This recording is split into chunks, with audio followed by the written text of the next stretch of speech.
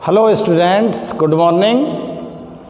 Our chapter 5th is going on, chemistry in everyday life. In this chapter we study in previous video some properties of acid and base, and I tell you the experiment to prepare hydrogen gas by the reaction of acid and metals. Okay, and today in this video we are going to study about other properties of acid and base with their uses. Okay, तो आपने पिछली video में कुछ properties को देख check किया था और इस वीडियो में हम कुछ प्रॉपर्टीज़ को और चेक करते हैं।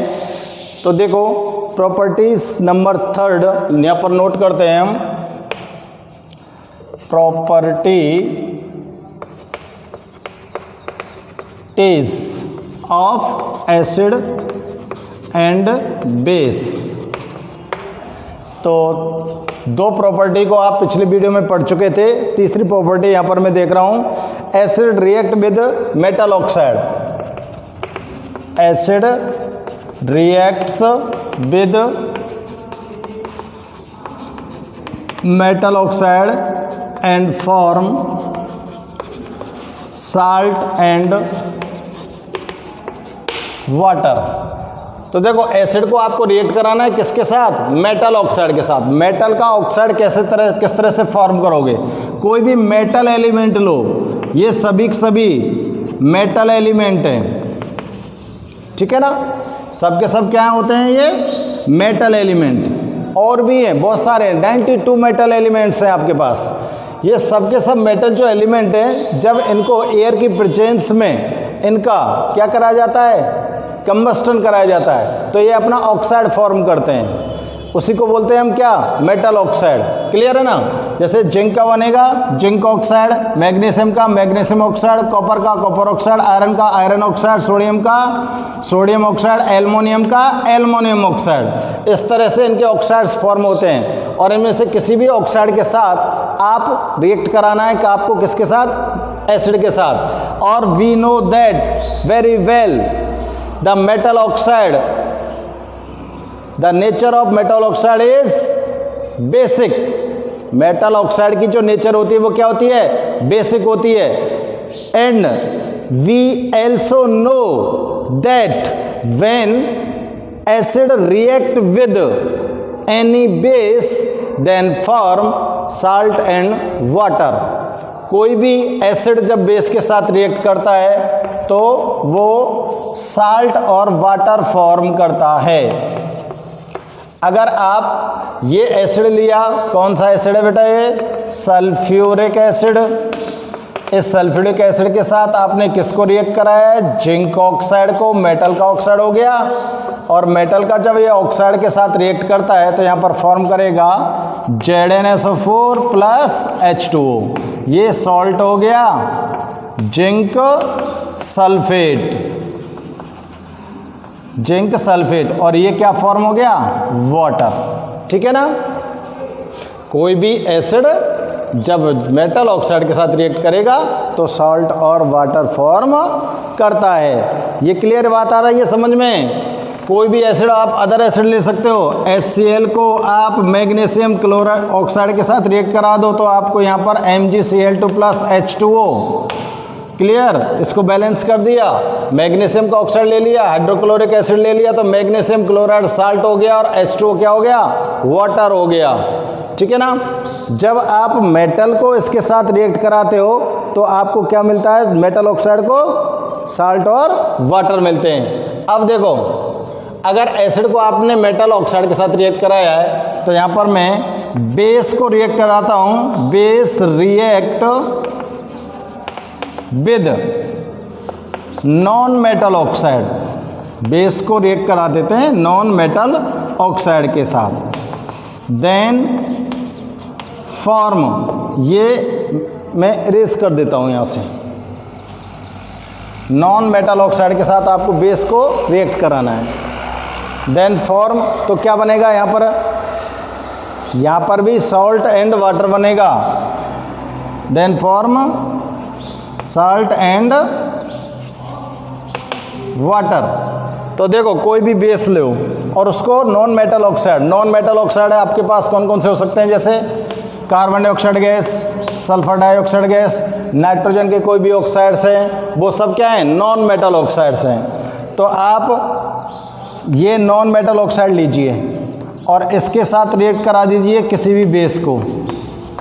कौन सा हो गया ये, कैल्शियम हाइड्रोक्साइड, बेस ही तो है, ये कार्बन डाइऑक्साइड गैस है, रिएक्ट करा दो। ये रिएक्ट जब करता है तो यहाँ पर कैल्शियम कार्बोनेट प्लस वाटर, इसको क्या बोलोगे, साल्ट। नाम क्या हो गया इसका, कैल्शियम कार्बोनेट, और ये क्या फॉर्म हो गया, वाटर। क्लियर है ना। एसिड को रिएक्ट करा रहे हो मेटल ऑक्साइड के साथ, बेस को रिएक्ट करा रहे हो नॉन मेटल ऑक्साइड के साथ, और दोनों जो रिएक्शंस हैं इनके अंदर सॉल्ट एंड वाटर फॉर्म हो रहे हैं। इट मीन्स ये जो रिएक्शन है इनको हम बोल सकते हैं ना न्यूट्रलाइजेशन रिएक्शन, क्योंकि एसिड बेस रिएक्ट कर रहे हैं और रिएक्ट करने के बाद सॉल्ट एंड वाटर फॉर्म कर रहे हैं। क्लियर है ना। तो यहाँ पर ये प्रॉपर्टीज आप एसिड बेस की ध्यान से चेक करेंगे, और आपको ये भी पता है कि जब आप एसिड और बेस को एक दूसरे के साथ रिएक्ट कराते हो तो दे destroy their properties and form a new compound that is called salt. This reaction pH level is 7। इस तरह की जो रिएक्शन होती हैं उनका pH लेवल 7 होता है। इट मीन्स ये कैसी होती है, न्यूट्रल रिएक्शन होती हैं। कैसी होती है, न्यूट्रल रिएक्शन होती हैं, इसलिए इनको न्यूट्रलाइजेशन रिएक्शन बोला जाता है। ठीक है ना।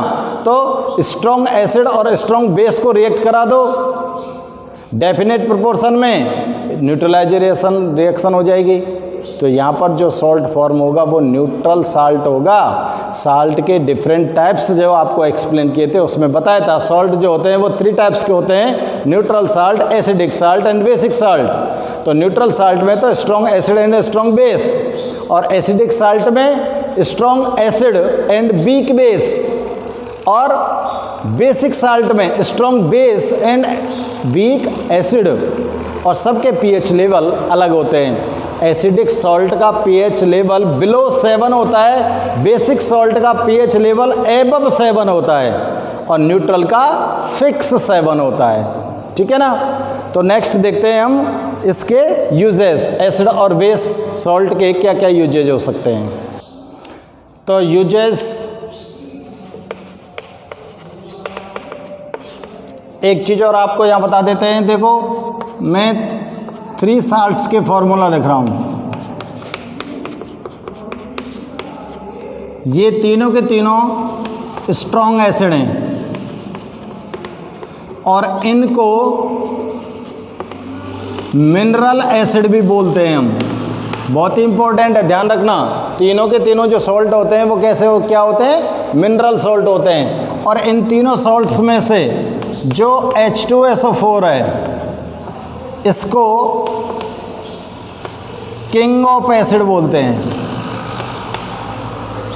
H2SO4 को क्या बोलते हैं, king of acid. Sulphuric acid बहुत ही इंपॉर्टेंट पॉइंट है, ध्यान रखना है अपने को।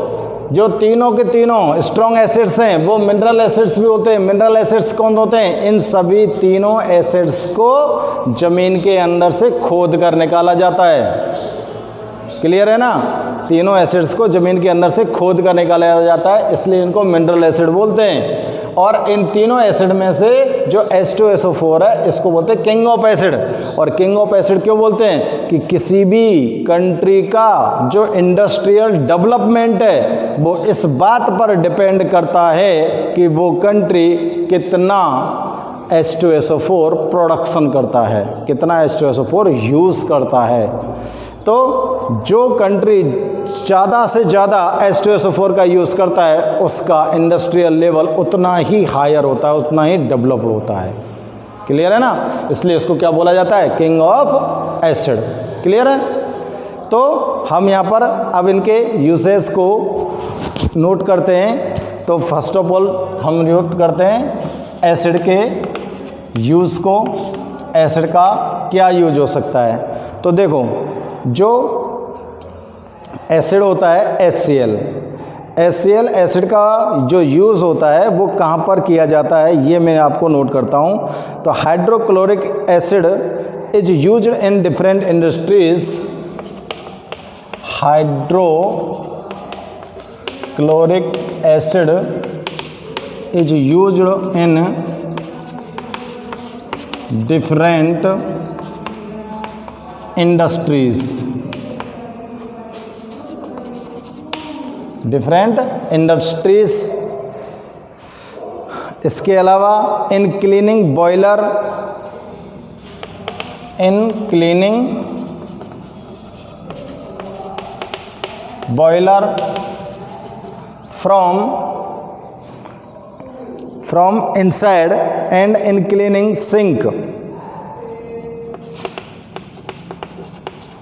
and in cleaning sink and sanitary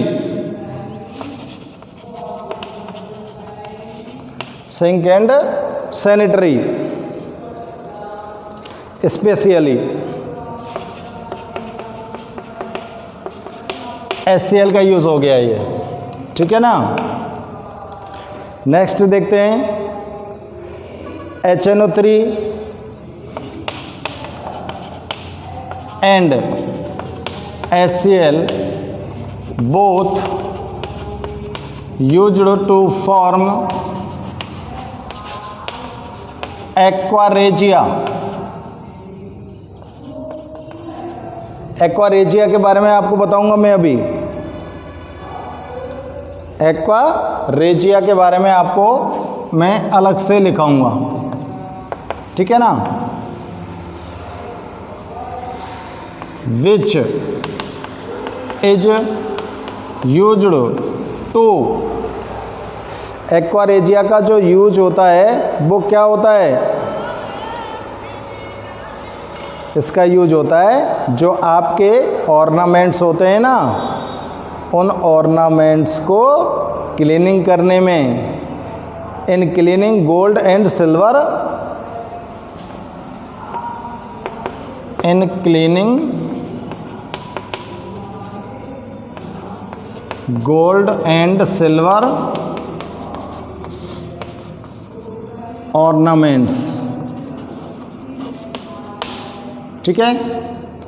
और इसका थर्ड यूज़ लिख सकते हैं हम एसिड्स का, जो सल्फ्यूरिक एसिड होता है उसका यूज किया जाता है बैटरीज को फॉर्म करने में।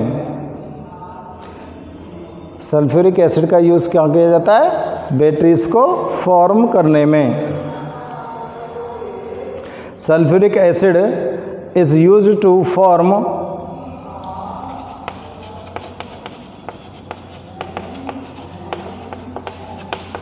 is used to form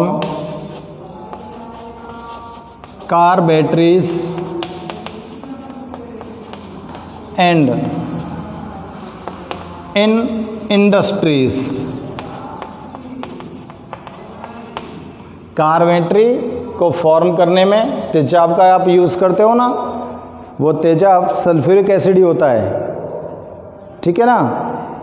और सल्फ्यूरिक एसिड का उपयोग और कहाँ करते हैं, और करते हैं हम इंडस्ट्रियल लेवल पर। कहाँ पर करते हैं, इंडस्ट्रियल लेवल पर। और नेक्स्ट यूज़ करते हैं हम, देखो acetic acid is used as vinegar in food products. Acetic acid is used, acetic acid is used as वाइनेगर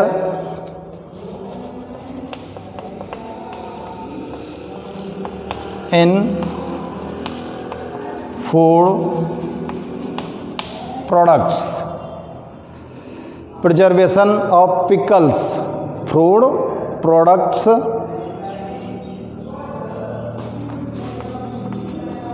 preservation of pickles and also used in cleaning of wood furniture. और इसका उपयोग कहाँ पर किया जाता है, wood furniture and also used in cleaning wood furniture। ये acid के यूज़ हैं, ये बस 4 यूज़ आप यहाँ पर नोट कर सकते हैं। बाकी यूजेस तो बहुत सारे एसिड्स हैं, सभी एसिड्स के हैं, क्योंकि कार्बोनिक एसिड है उसको आप ईटिंग करते हो, एसिटिक एसिड को ईटिंग करते हो। इसके बाद फॉर्मिक एसिड भी है, फॉर्मिक एसिड का उपयोग यूजेस जो है वो स्प्लिट फॉर्म करने में करते हैं, ठीक है ना। तो इस तरह के और अदर यूज़ भी हैं, लेकिन 4 आप यहाँ पर ध्यान रख सकते हैं। बेस के यूजेस लिखते हैं, sodium hydroxide is used, sodium hydroxide is used in soap detergent, in soap detergent, paper, soap detergent, paper industry, cloth industry and cloth industry. Sodium hydroxide का यूज़ साबुन बनाने में, डिटर्जेंट बनाने में, पेपर फैक्ट्रियों में और क्लॉथ फैक्ट्रियों में यहाँ पर किया जाता है। सेकंड यूज़ लिखते हैं, calcium hydroxide is used to remove acidity of soil. Calcium hydroxide, formula क्या होगा, CaOH का whole twice, is used to remove acidity of soil. Soil की एसिडिटी को रिमूव करने के लिए, फील्ड सॉइल है ये, एग्रीकल्चर लैंड की, एग्रीकल्चर लैंड में जो आपकी खेतों की जो मिट्टी होती है, जब उसके अंदर एसिडिटी की अमाउंट इंक्रीज हो जाती है तो उस जगह पर उस एसिडिटी के अमाउंट को बैलेंस करने के लिए कैल्शियम हाइड्रोक्साइड का यूज़ किया जाता है, क्योंकि ये बेस होता है, बेस एसिड से रिएक्ट करेगा तो उस मिट्टी को न्यूट्रलाइज हो कर देंगे ये दोनों मिलकर, क्या कर देंगे, आपकी जो एग्रीकल्चर लैंड की जो सॉइल होती है वो न्यूट्रल हो जाएगी, तो उसकी फर्टिलिटी इंक्रीज हो जाती है। क्लियर है ना। नेक्स्ट यूज किसी भी और, देखो एक आपको ध्यान होगा, magnesium hydroxide is also known as milk of magnesia. It is used as antacid. इसका यूज किस तरह से किया जाता है, एंटासिड के रूप में। एंटासिड के रूप में कहां पर यूज करोगे इसका, to removing, for in removing acidity. चलो लिख देते हैं, for removing acidity and consumption, acidity and consumption, constipation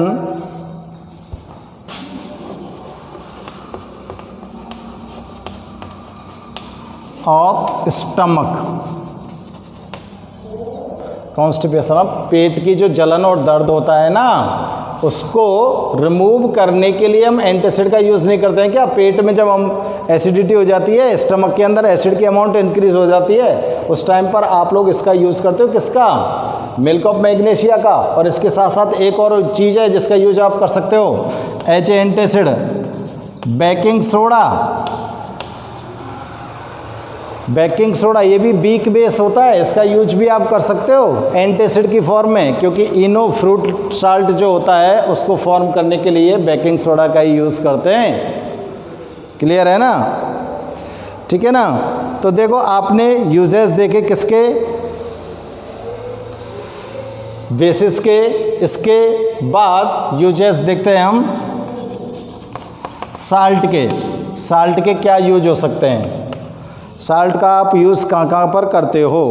तो देखो कैल्शियम कार्बोनेट एक सॉल्ट है, calcium carbonate is used to making floor, use to making floor as marble, as marble. Marble का जो फॉर्मूला होगा ना वो कैल्शियम कार्बोनेट होगा, ये ध्यान रखना आप लोग। मार्बल का जो फॉर्मूला होगा वो कैल्शियम कार्बोनेट होगा। एक तो मार्बल बनाने में इसका यूज़ कर सकते हो आप, और दूसरा यूज कर सकते हो इन एक्सट्रैक्शन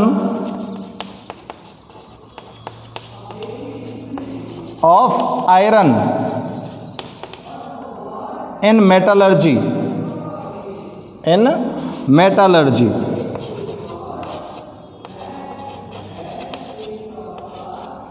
देखो आयरन जो होता है वो प्योर फॉर्म में आपको ऑब्टेन नहीं होता, तो आयरन को प्योर फॉर्म में ऑब्टेन करने के लिए उसकी मेटलर्जी की जाती है, उसका एक्सट्रैक्शन करते हैं डिफरेंट टाइप के मेथड्स के द्वारा। तो वहाँ पर भी कैल्शियम कार्बोनेट का यूज़ किया जाता है। और इसके बाद सीमेंट को फॉर्म करने में भी इसका यूज़ करते हैं, in making cement and in making cement. और भी बहुत से यूज़ हैं लेकिन इतना हम ध्यान रख सकते हैं। नेक्स्ट इसका यूज़ देखते हैं, जैसे देखो सिल्वर नाइट्रेट है, सिल्वर नाइट्रेट, इसको लिख दूं मैं silver nitrate, used in photography. ये भी एक साल्ट है जिसका यूज़ आप कहाँ कर रहे हो, फोटोग्राफी में। थर्ड लिख सकते हैं अमोनियम नाइट्रेट, अमोनियम नाइट्रेट जो होता है उसका यूज कहाँ पर किया जाता है, अमोनियम नाइट्रेट का यूज़ किया जाता है ammonium nitrate, ammonium nitrate is used to form fertilisers,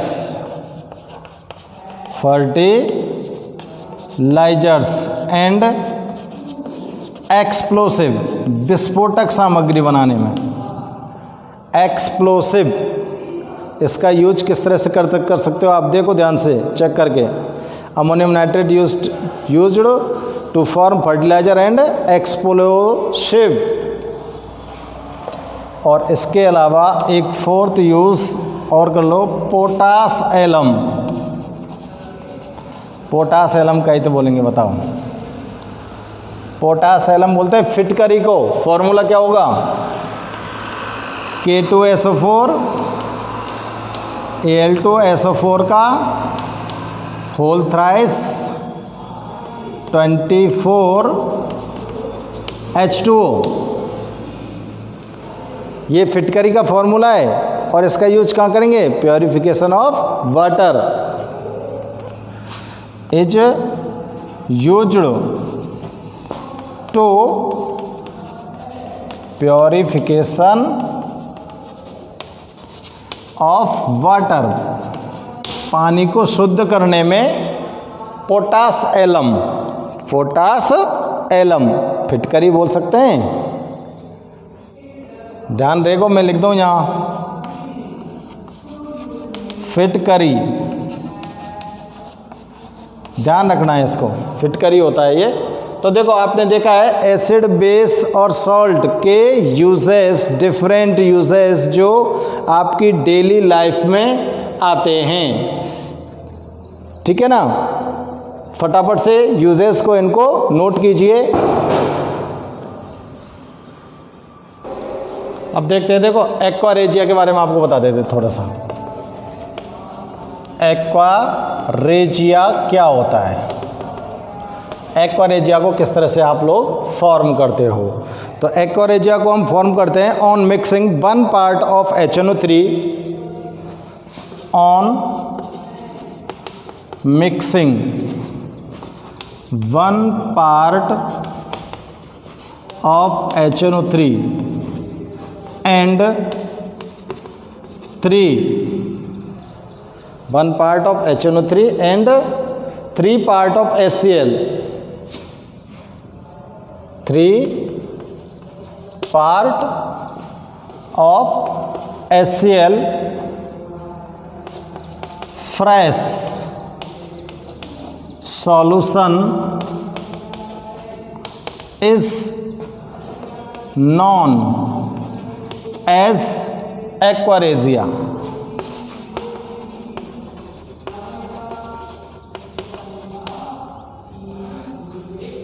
aqua regia को फॉर्म करने के लिए आपको क्या करना पड़ेगा, HNO3 का 1 part, HCl एसिड के 3 part को आपको फ्रेश सॉल्यूशन लेना है और एक्वारेजिया बना देना है। ये बहुत ही इंपॉर्टेंट कंपाउंड होता है। It is very important compound which can dissolve,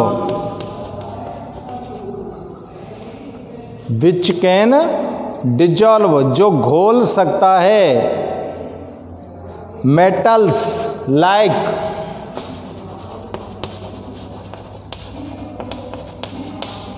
gold, silver and platinum. In metals को भी ये घोल सकता है। तो गोल्ड, सिल्वर, प्लेटिनम को और कोई एसिड नहीं घोल सकता क्या? नहीं घोल सकता। किसी भी एक एसिड का गोल्ड के ऊपर कोई इफेक्ट नहीं होता है। कभी आपने सुना होगा, नहीं सुना होगा कि gold is rusted, silver is rusted, platinum is rusted, कभी नहीं होता है ऐसा। गोल्ड को, सोने को कभी जंग नहीं लगती है, चाहे आप इसको 100 ईयर्स तक ओपन एटमॉस्फेयर में डाल दो। Clear? Because gold is a very less reactive metal. इसको नोबल मेटल भी बोलते हैं। इसको क्या बोलते हैं? नोबल मेटल भी बोलते हैं। बिल्कुल ही रिएक्ट नहीं करता है किसी भी चीज़ के साथ। पूरे इन्वायरमेंट में ऐसी कोई चीज़ नहीं है जिससे गोल्ड रिएक्ट कर जाए और ये ख़राब हो जाए। ठीक है ना? बट अगर इन दो एसिड्स को एक डेफिनेट प्रोपोर्शन में आप मिक्स करते हो, फ्रेश सॉल्यूशन बनाते हो और उसके अंदर गोल्ड को डाल देते हो, तो ये कुछ मिनटों में ही गोल्ड को डिजोल्व कर देता है। इतना खतरनाक सॉल्यूशन बनता है एक्वारेजिया। ठीक है ना? तो देखो, आप लोग को ध्यान रखना है, HNO3 एसिड लेना है, HCl एसिड लेना है। HNO3 का तो 1 part लेना है, HCl के 3 part लेना है, और इस तरह से आपको बना देना है क्या? एक्वारेजिया। ठीक है ना? तो आज के इस वीडियो में आपने एसिड और बेस के यूजेस और कुछ प्रॉपर्टीज़ को हमने यहाँ पर स्टडी किया है। ठीक है? इसके बाद आज के इस वीडियो को हम यहीं पर समाप्त करते हैं। नेक्स्ट वीडियो में फिर आपसे नेक्स्ट टॉपिक पर डिस्कशन करेंगे। ओके?